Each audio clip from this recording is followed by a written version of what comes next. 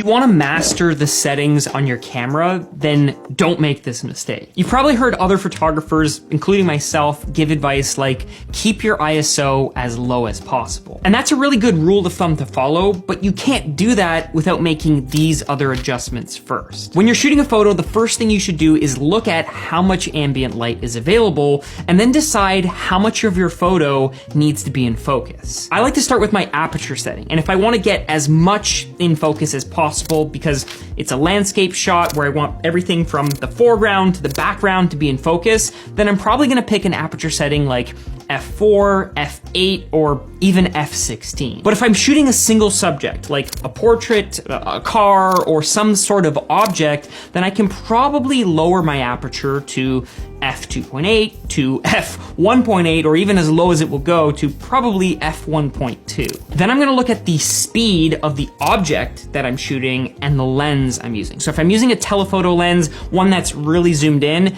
then I'm probably going to up my shutter speed to 1/200 to 1/400, or even 1/8000. That will allow me to freeze the motion of my hands and freeze the action that's moving inside of the frame. But by doing that, I might be lowering the amount of light that's entering my camera, and then my photo looks dark. If the photo is dark, now you need to bump up your ISO from maybe 200 to 800 to 1600, or even higher to 3200. And if you're shooting in a dark room, that might be the only option that you have. Every professional photographer knows that it's way better to get the subject sharp and in focus with all those other settings first, and then dial your ISO in, even if it does mean you're introducing a little bit of extra noise.